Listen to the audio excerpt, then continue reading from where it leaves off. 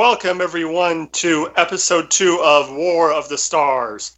We are coming to you, as we always do, from deep within the darkest, lowest levels of Coruscant, far beyond the watchful eyes of the Galactic Empire. We are joined today by, as always, my two other co-hosts, Brian Miller and Mario. Hey guys, what's going on? Hey, not a lot, man. Same old, same old. Hey guys. Mario? Did Mario freeze on us? Oh, did I freeze? No, Oh, I'm sorry. actually, John froze up. Yeah, you Okay. froze up on us. Wow, I'm having technical difficulties. Gotta love technology. The carbonite is trying to overtake you. No, I think the Imperial forces are jamming our communications. We gotta find a better R2, safe boost the house. power! Well, I guess that's what happens when you build your secret base on the capital of the Empire. Anyway, so today we're going to be talking about The Phantom Menace, Episode 1. The movie that, well, it's not as hated as other parts of the prequels. But we're going to be talking about some of our kind of remembering going to see it for the first time, our initial thoughts, our thoughts now, what we like about it, what we don't like, and how we would change the movie to make it a better movie. So, Mario, let's start with you. What was your first... when did you first see Phantom Menace, and what was your first thoughts of the movie? Well, when it came out in 1999, I was about 2 or 3. So if I did see it in the theaters, I don't remember much of it. But I remember watching it for the first time that I can actually remember is right before Attack of the Clones came out. I think like the year before. So, and I was younger then, like I was in grade school, so I really remember it just being boring, like me not being interested in it. Like the first, not even first half, like the whole 2/3 of the movie is just talking, and it's just people talking about some stuff about trade routes and all this boring stuff. It didn't feel like Star Wars, it didn't have that funness. None of the characters had that liveliness to them. The characters were so one-dimensional, and especially all the politicians, I cared nothing about them. But then after we watch, now it's not as bad as I remember it to be. It's still pretty boring. The characters are still pretty lifeless. I see what George is trying to do with the movie, but I think he really missed the mark with it. And I really think that the characters from episode 1 are probably like the weakest in all of the movies. They just have no development and no life in them. Yeah. Yeah. Let me quickly introduce also Christina to the show. I completely forgot. I am so sorry. It's all right. It happens. How's everyone doing? So, on that note, then let's go to Chris. What was your take on watching Phantom Menace? Your initial movie? Okay, well, I did actually see Phantom Menace in the theater. I mean, okay, some of the stuff I'll start with some of the stuff I liked. I did enjoy the pod racing. I will be honest, the pod racing was really cool. I mean, that was such a cutthroat sport, and you can see why it was illegal and how dangerous it could be. The overall storyline, while it wasn't perfect, it wasn't horrible either. I mean, there's definitely caused some massive, on the tech side of things, it definitely caused some massive, issues with technology in that movie, because some of the tech just seemed more advanced than what they had in episode 4, 5, and 6. And I understand that those movies came out, probably 20 years, like at least 20 years before that movie came out. I think it was actually 20 years between New Hope and Phantom Menace, if I remember correctly. I think it's 30. Well, 77, 97 is 20. Oh, you mean in real? Never mind. Okay, I thought you meant in real time. time. Sorry. Yeah, I'm talking Yeah, I about in real got you now. time. Yeah, I got you now. So in that amount of time, I understand that production, changes a lot. One thing I will say, the saber fight was awesome. I will say that saber fight with Qui-Gon and Obi-Wan versus Darth Maul in Naboo was, I mean, that was probably one of the most insane fights I've seen in a long time. Yeah. And I remember I watched that and I was on the edge of my seat the first time I saw that because I didn't know what was going to happen next. And the one part with those shields locked down and they were stuck in between the shields and you just have Darth Maul like pacing back and forth like a tiger in a cage. I was blown away by it. One thing I hated about it was, well, it was like everything with Anakin seemed to happen by accident. Like as far as, for example, like him getting just so happened to get stuck in that Naboo fighter as he ended up launching into space and then accidentally blowing up the control center. It's just it was just a little much. And Jar Jar, I hate Jar Jar. He was just probably one of the most annoying characters I've ever seen in my life. So that's where I'm at. Brian, what about you? Oh boy. All right. It's pretty well known across my channel. I'm not a prequel lover. But as I'm getting older, I'm starting to get to the point where I can appreciate what they were trying to do with them. I mean, any war starts with politics. I mean, any war between countries starts with politics between the countries. You got to get that part out of the way, and that's really what the prequels were. When episode 1 came out when I was 10 or 11, and I was so excited too because for the last 5 years before that, I had just seen the original 3, and then I start seeing this promotional stuff drop for episode 1, and I'm just like losing my mind. And then the trailer drops, and back then you didn't just get online and watch a movie trailer; you had to go to the theater to see the movie trailer. So my buddy asked me, "Hey, do you want?" I don't remember what movie it was.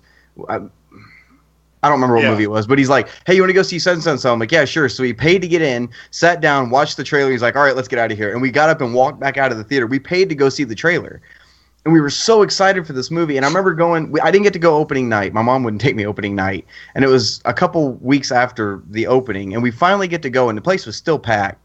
And everybody was cheering, happy. As soon as that da-da-da-da happens, everybody was excited.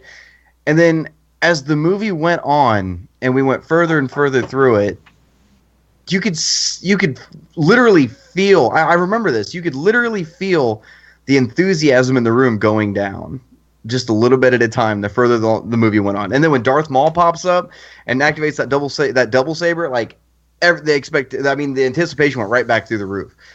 And it's personally, I don't mind episode 1 as much as I do episode 2. I can't stand episode 2. But I mean, episode 1, I get what they were trying to do with it. Like Christina said, Jar Jar, man, that was the biggest kick in the teeth Star Wars has given us. And it's just, I don't know, man. It's just, there's a lot of things I would have done different in that movie. Yeah. My history with episode 1 is, like you, I remember going to see a movie and hearing about but I don't remember what movie it was, but I did not remember that there was going to be the trailer for episode 1. And I remember the minute Lucasfilms Limited came up, I was just like, what? And then it was the first time I've been to a movie with a trailer that the audience applauded at the end of the trailer. It was just, everyone was just so excited. And I remember at the time I was working at a retail store in Champaign near where I live. And I was working overnights. And I got off at like 7 o'clock in the morning, went across the street, and they were doing a big promotional, radio station was doing a big promotional, and I won tickets to go see episode 1. So my first time seeing it, I didn't have to pay for it. And I remember just going in and just being I was on a Star Wars high, so I was probably overlooking every one of the flaws in the movie. And like you, I think I've gone through that period of thinking, not really caring for it, to now kind of appreciating it. And while we're talking about it, let's deal with the Jar Jar in the room. Let's deal with the Gungan in the room. I was listening to another podcast that was talking about Jar Jar, and one of the problems is when people talk about changing the prequels. One of the first things they always say is get rid of Jar Jar, get rid of Jar Jar. The problem is, though, is as much as I don't like Jar Jar either, he is an integral part of the story. You take Jar Jar out, and you change the entire... Because it was Jar Jar was the one... If Jar Jar had not gotten in that altercation in that shop and tried to take that food, they would never have met Anakin, and that whole thing would have never happened. It was that altercation that led Qui-Gon and Padme to meet Anakin in his shop and to lead them back in. What I would do is... I think one of the problems with Jar Jar is just he was too over the top. I see what they were trying to do with him, but he was just so over the top. And you also have, not only do you have Jar Jar in that movie, you have C-3PO. So you have double comic relief. You don't need that. You tone down Jar Jar. You can still make him kind of a bumbling idiot, kind of a guy who's always getting in trouble and stuff like that. But there's two scenes I would definitely have cut out. In the pod racing scene, the fart scene, where... That animal that was just Piusa. Did not need to get there. But tone down Jar Jar, make him a little bit less annoying, and I don't think you have a horrible character there. I see what they were trying to do with them, and that would be one of my first changes was tone down Jar Jar. I mean, also, you said that, and I agree with that, because if it wasn't for Jar Jar, they would never have been able to raise the Gungan army to be able to defeat the Trade Federation at the end on the ground. Yeah. I mean, I have to agree with you. That's the biggest thing. I think Jar Jar, he was just in your face too much in the movie. Yes. He was always front and center, saying some dumb thing or stepping in poop. That they should have just kept him to the side, have him talk less, like he was in episode 2. He was there. Yeah. You didn't hear him much, and that's how I think people hated him less in episode 2 because he was just there. He didn't do anything. He did do something pretty big, but he wasn't in your face, just blabbing away with his. I think we should mention it. I don't know if you guys believe it, but there were some groups that got offended by the depiction of the Gungans, saying that they were really racist. What do you guys think about that? I think no matter what you do on anything, you're going to offend somebody. So you might as well just do what you're going to do and let them get offended. If they can't handle it, deal with it. That's my opinion on it, honestly. Yeah. Yeah, that's all I have to say about Jar Jar. Yeah. I just thought it would be best just to get that out of the way and talk about. Yeah. So now I'm going to bring up something that might be a little controversial. Qui-Gon. Probably for a character that was only in one movie, probably one of the most popular characters there is. How did you guys feel about them killing him off? Would you think that was a good idea? Would you have liked to have seen him stay? Or you were like me and you think that the minute you introduced that character, you knew Qui-Gon had to die? Because for the rest of the movie to go to where you are in episode 4, when you find out that Obi-Wan trained Anakin, Qui-Gon had to die. Otherwise, there'd be a lot of stepping over wordplay to try and figure out that mess of, well, you said Obi-Wan said he trained him, but I mean, they kind of had to do that with Yoda. When Obi-Wan said that Yoda trained him and you found out, like, okay, who's this Qui-Gon guy then? Then it was like, well, Obi-Wan trained the youngling, so technically he did train him. So, I mean, that was my thing is, I mean, it would almost have been better if you didn't have that character in there to begin with. As much as I hate to say that, because when you have a character like that that's becomes so popular, you risk that type of backlash when you kill him off.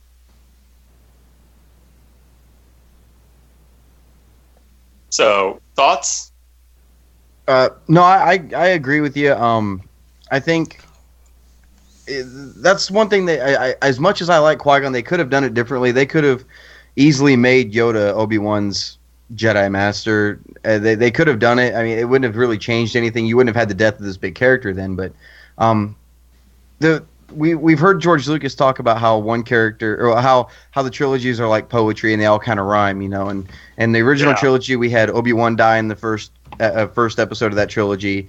And the prequels, we had Qui-Gon die in the first episode. And then in the sequel trilogy, we have Han dying now. So, I mean, the first episode of each trilogy, we have an elder from, before being killed off. So it would only make sense that it be Qui-Gon. You have a mentor in each of them. Right. Pass on. Right. So, yeah. What about you? What are some changes that you guys would have liked to have seen? For me, I think, one of the biggest things that we learned in episode 2 about Qui-Gon is that he was trained by Count Dooku. And I think that would have been a very interesting plot point if they had Count Dooku in episode 1. Maybe still have him as a Jedi, then see him go dark. Because that's one of the things, kind of talking about episode 2, but I'll mention it. It's Count Dooku. To me, that's the biggest reason why he kind of fell flat for me. Is just he wasn't developed. He just comes out of nowhere and says, "Hey, I'm a bad guy." Well, I think it would have been better if they had him in episode 1. You see him on the light side, then you see him go dark, and then you see. I always wanted to see why Qui-Gon was so defiant of the Council. Why did they always choose to defy them? Like, yeah, he said most of the rulings were outdated and dumb, but why? Like, give us some backstory on him, because when he did die, it was just like, okay, he's dead. Yeah. He needed to die. You didn't feel anything for him. He was just kind of there to make the story go on. I actually agree with you fully, Mario. I really would have liked to seen some character development for Count Dooku, and I would also like to have seen a little bit of more character development towards Qui-Gon as well. I think both of those intertwined together would have made the first prequel actually a lot better, because you would have understood a little bit more about Qui-Gon and once again why he was so defiant, and just to that aspect of it. And so, yeah, I agree fully. Yeah. One of the changes I would have made, I wouldn't have made Anakin as young as he was. And for episode 1, I would have almost made Anakin the age he was in episode 2, to be honest. I mean, at least a little closer to it. I don't think we needed to see the whole backstory of where he came from. I get that it's, again, the symmetry between that and Luke on Tatooine. I get that, but we didn't need Anakin that young. I really don't think we did. Or at least if you're going to have him that young, make Padme at least let us. Yeah. Yeah, that was kind of statutory there. I know the movies, technically Anakin was supposed to be 10, and Padme was supposed to be 14. 9 and 14, yeah. Yeah. So I know that, in that sense, there's not that big of an age gap, but you can at least make her look younger. And I know she's supposed to be mature for her age, whatever, something like that. But you cast a different actor to play Anakin from episode 1 to episode 2. You can cast a different actress to play Padme from episode 1 to episode 2.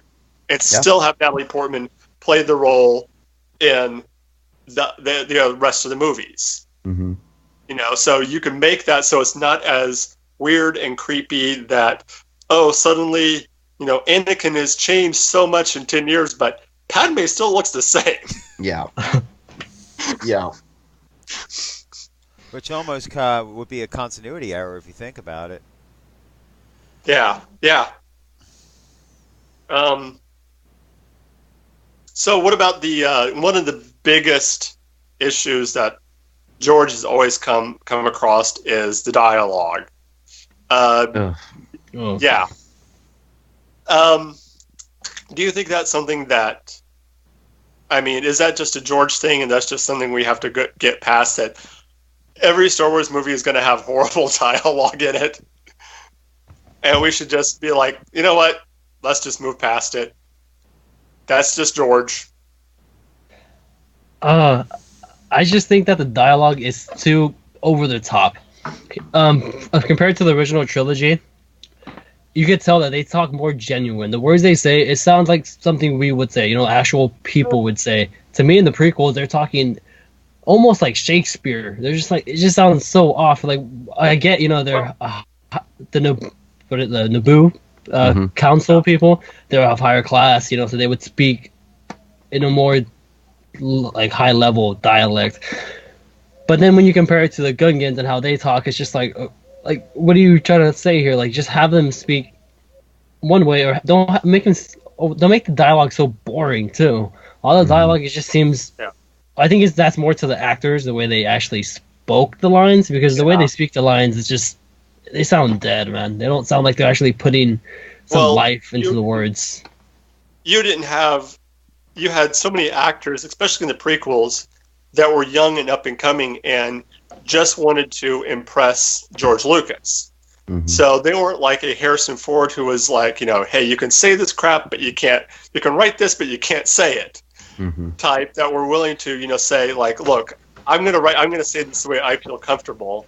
They were more of the lines of, oh, here's this big name director. I want to impress him. I want to do something. So I'm just going to read verbatim what's on the paper. And, weren't willing to really step up and stand up to George. And,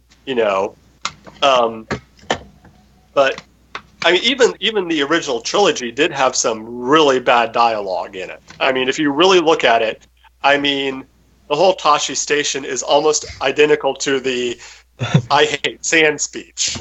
I mean, just the way he says it, and I want to go to Tashi Station. I mean, you had some really bad dialogue in the original trilogy. Mm-hmm. Stuff that no one would ever say in real life. But yeah. And getting to Mario's point, and even something that you said, Brian, or Christina said about the technology, is, you can look at what's going on in the prequels as like a golden age, and a very high society. You have this very golden age, gilded age, where everyone talks in a very, think of it as compared to the Victorian age to the modern age, where you had a completely different set of morals, of the way people spoke, the way people interacted compared to now. That's how you can kind of look at how the prequels were set up, was this kind of golden age. And even with the technology, everything was much more bright and shiny. And you look at like the Naboo cruiser, that silver thing, which to me, that was one of the most beautiful CGI shots in that movie, when you see it coming into Coruscant for the first time, and you see it gliding over, it kind of turns and banks, and you see it. That was just a beautiful shot, in my opinion, at least. But, you can look at that, and then you see this kind of, when the Empire takes over, this kind of almost a technological stop, where everything just kind of stagnates. Mm-hmm. And so you get kind of that muted gray, and everything just kind of seems to, like what happened in history with the Roman Empire. When Rome fell, everything kind of became dilapidated because of lack of use. So you can almost put that's what happened with the Empire, is the Empire came to power and everything just kind of fell apart, kind of got dilapidated. So that's true. Yeah. So see, also, go ahead. Go ahead. I always just assumed that it had to do with the Empire siphoning funds from all these other planets, and they just kind of went downhill. And then the Empire was all this muted gray and sharp angles, square buttons, and unelegant. Yeah. That's what I always just assumed. It was more.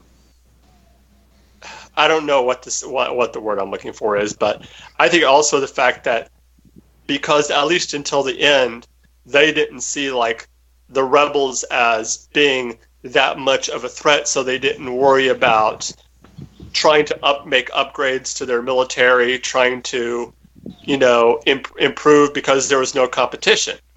There was nobody out there like, we, in our timeline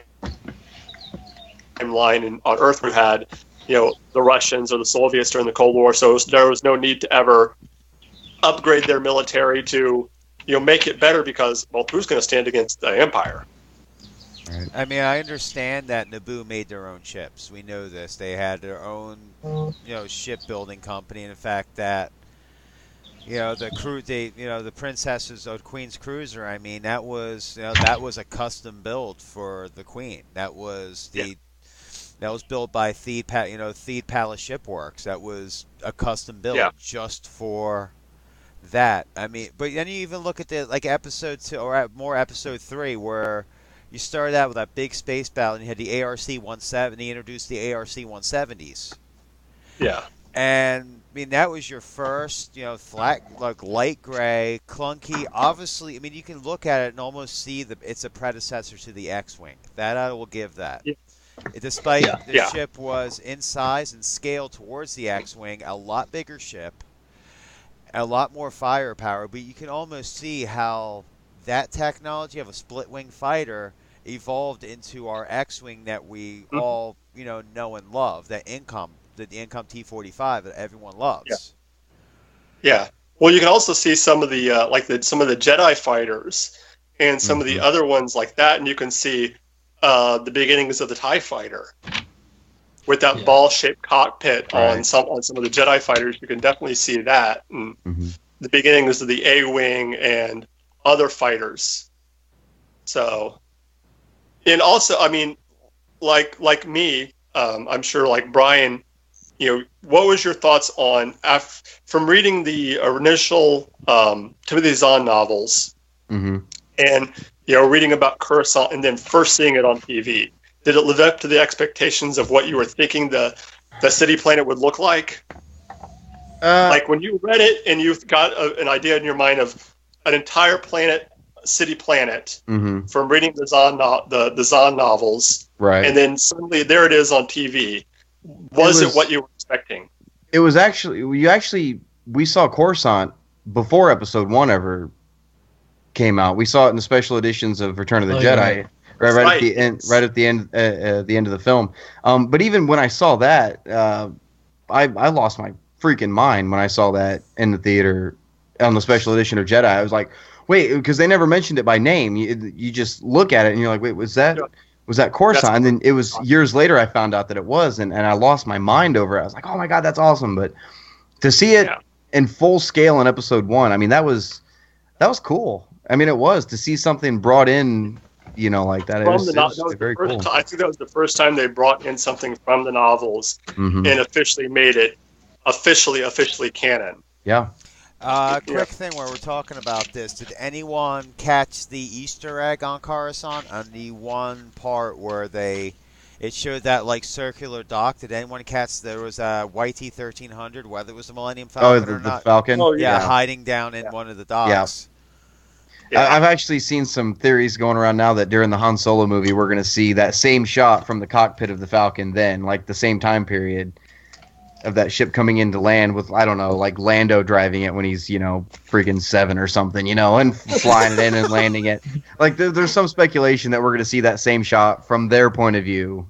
Well, that was my, going back to problems I had with with Episode 1 and really the prequels in general, since we seem to just be talking about all of them now, is this idea of pushing everything, making as much, pushing everything in from the original series as they can. We'll put Boba Fett in here. Hey, here's Chewbacca. Hey, here's... Yeah, I never got the Chewbacca thing. That never made sense to me at all. No, me neither. It just didn't.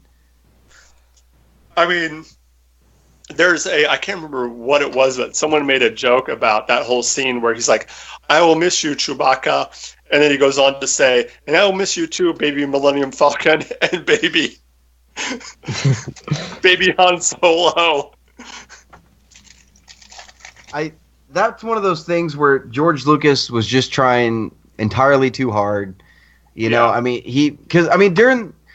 when he started doing the prequels, he surrounded himself with yes men. There was nobody there to really body check him, you know, and to to keep him on the right track, you know. And it got to the point where he was like, "We're doing this, we're doing this," and they're like, "Okay, yeah, no problem," you know. And yes, absolutely. Like you were saying earlier, a big name director, you just want to do whatever you can to satisfy him. That's fine. You know, and it's just that's where a lot of the problems came from.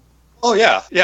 And I mean, you'd already had by this point, I think as far as fans go, you've already had by this point the special editions had already come out, and George had been kind of knocked off his pedestal as being the guy who could do no wrong. You know, you came out, and I was even noticing. I was watching the New Hope on TV the other day, and they had the special editions, and the first thing I noticed was that the parts of it that were from the original, the special effects on the original, hold up better than the special edition parts. That part with Jabba just looks so fake and horrible. I have these. But then you counter that with like the X-wing, the assault on the Death Star, and that still holds up. 40 years later, that scene, that whole dogfight scene, that whole attack still holds up. Yeah. I mean, but yet that scene that was added there is just so out of place and looks so fake. Especially if you have the first gen of the special edition, because they fixed it in later editions. Like I have the first gen because I have the silver and black box set they brought out when they first brought him out, and that one when you have Han when he walks around Jabba, because originally Jabba was supposed to be human, and before they changed him into the giant slug, and you actually they kind of skipped the frame of Han up, and it was so artificial. It was like, you guys could do so much better. Even back then, you could have done so much better with that. And there's a scene where he's like talking to him, and you can tell he's not even looking him directly in the eye. He's looking off to the side, and so like Jabba's facing him like this, and instead of looking at him and pointing at him right to the side, he's like pointing like this with Jabba right in front of him. It just looks so bad and so fake. And yeah, they didn't need to put that scene back in. It's not good. And it's completely pointless, because even before that scene was dropped in to the special edition, on the theatrical version, we knew what the story between Han and Jabba was. Yeah, we didn't need that scene to explain it. It's just wasted footage. Yeah. Yeah, I mean, it's a situation where you can tell there's certain movies that you can just tell a whole lot of exposition with just a couple of sentences. And that's what they did with the original movie. The original version was Han mentioning something about, I can pay off Jabba, and then you have that whole scene with Greedo, and that tells everything that the viewer needs to know about that relationship. Yep. And who Han is, and Yeah. Not to mention Boba in that scene. To me, he's just, I don't like what he does in that scene. He just stares directly at the camera before he leaves. Well, the thing with Boba in that scene was, when they originally shot that, Boba wasn't in that scene. And then when they did the special edition, they dropped him in digitally as an addition to that scene. Yeah. So, hang on. Yeah, but breaking the fourth wall just tried to call me on Skype. Yeah, me too. Yeah. My other podcast, by the way. Yeah. Yeah, but to get back to. Oh no! Oh no! We just lose Mario. No, the Empire got him. One down. Another one bites the dust. Wow. So.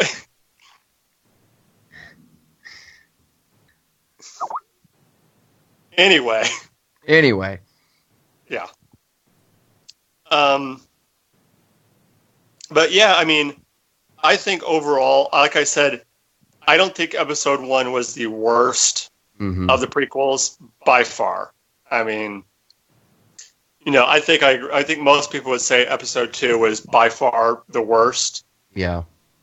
But episode 1, I mean, it did have, it was a slower paced movie. Welcome back. Yeah, sorry. I accidentally accepted the call. I thought that's what happened. But Anyway. we were just talking about how I think we all agree that episode 1 wasn't the worst of the prequels. Yeah. And while it was a slow movie, it did have some amazing cinematography, amazing shots. Cinematography. Yeah.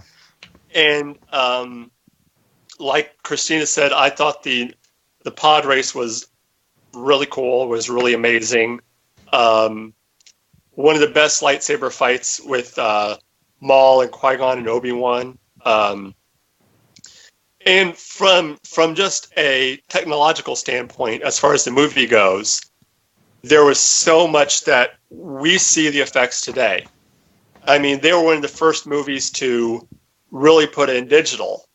Yeah. And, to really try that out, and now you can't go to a theater now where that doesn't have almost all digital. I mean, it's almost impossible. Most movies today are shot on digital, and that goes right back to Phantom Menace.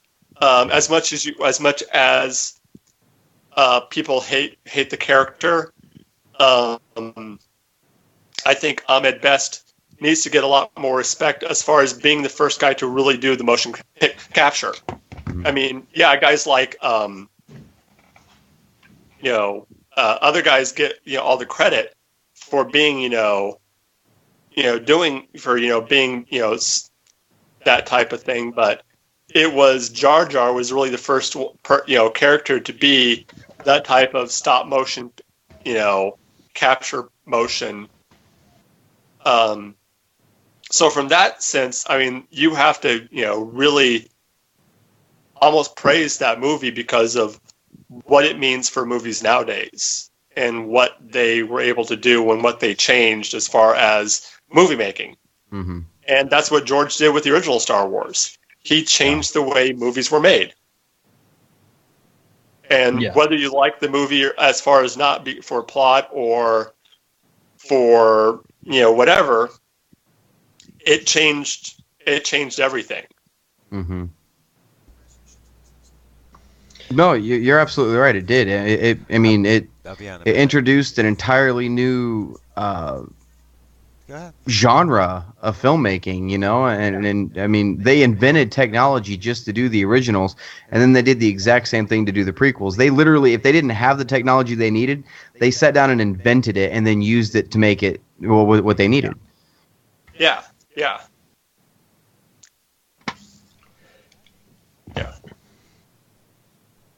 Oh, I think we lost Christina's mic. I got it. Is that better? There we go. All right. Yeah. There we go. Let's see. I'm sorry. I had my roommate come in and everything. If I'm also correct, I believe that Phantom Menace was the first movie they used THX on and used that THX audio setup. I think you're right. Or was that? Did they use it on the special edition? They did use it on the special edition first. Actually, I think they used it on the original ones. Now I'm thinking about it. Did they? Yeah, they did. Cause I remember I had I never mind. Because I just remembered I used to have the VHS, which said THX on them. I just remember that. Yeah. So never mind. Yeah. I made a mistake. It happens to the best of us.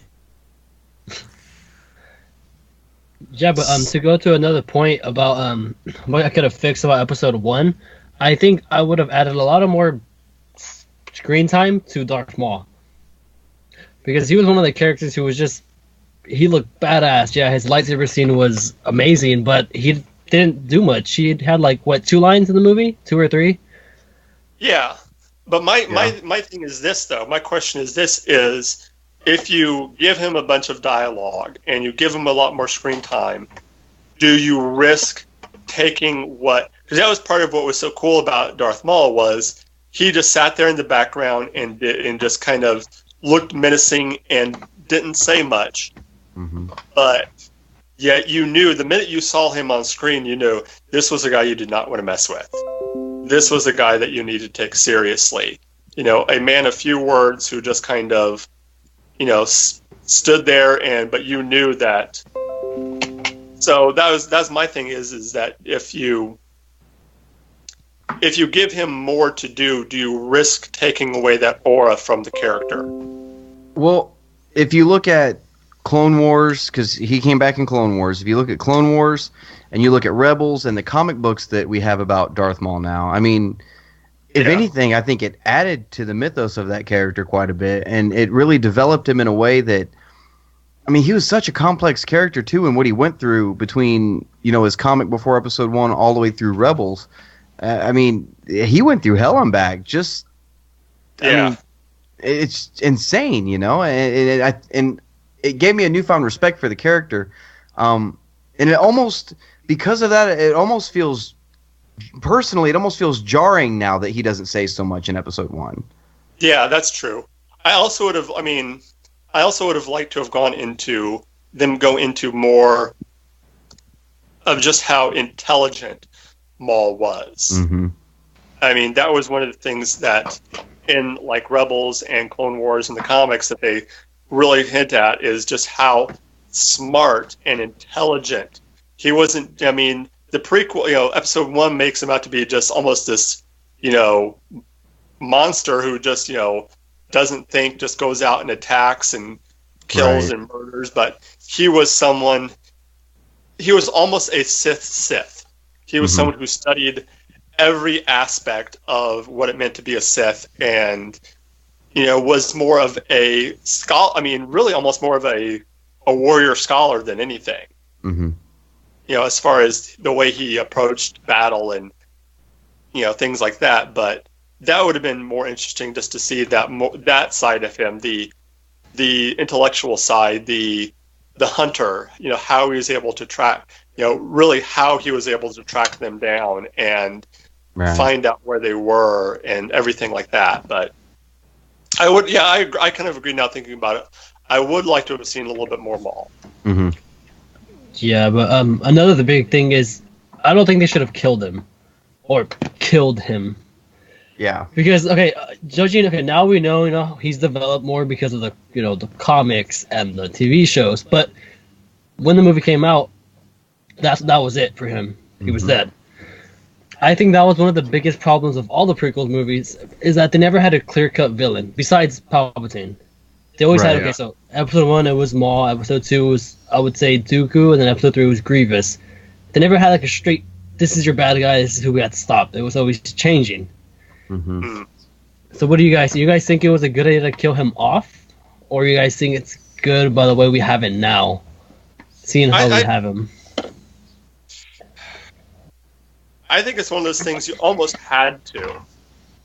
I mean, because there had to be that ending to that movie after Qui-Gon died. You almost had to have that definitive ending to that character, but I can see where you're coming from is there is no, I mean, there is, but there isn't, I mean, I knew the minute they mentioned the name of the Chancellor was Palpatine, I'm like, okay, I know where he is.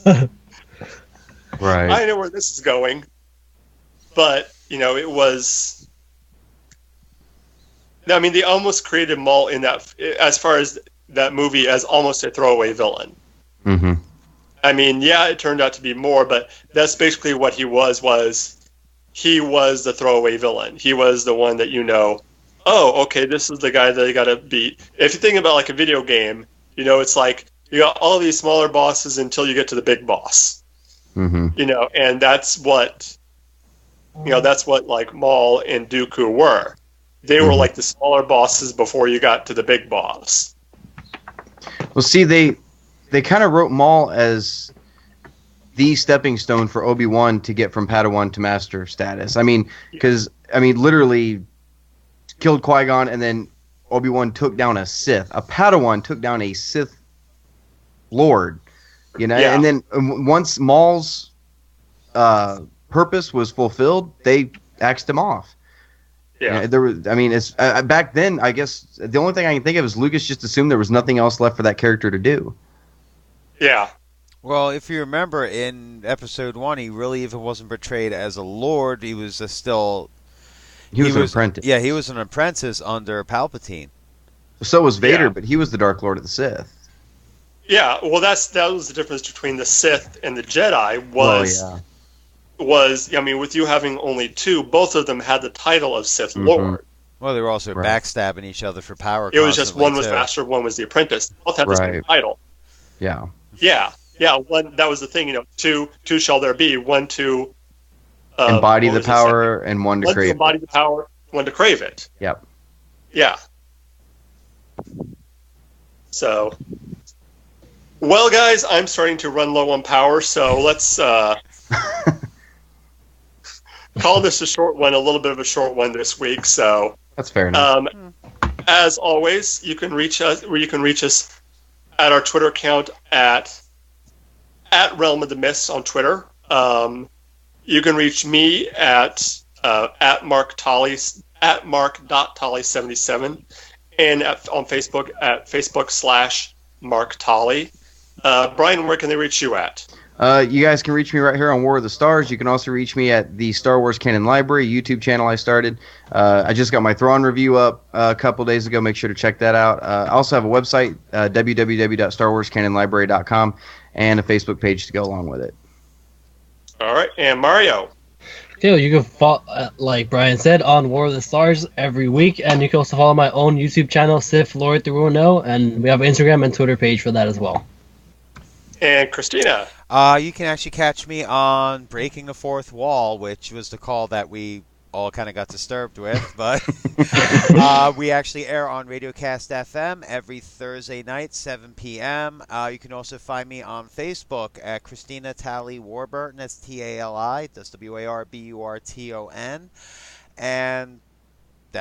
And also I DJ Wednesday nights, which we'll be doing shortly after this on Radiocast as well, 10 p.m. to 12. So you can hear me there as well. And as always, you can catch all of these shows also on the Realm of the Mist YouTube page. Check us all out there. And until next time, may the Force be with you.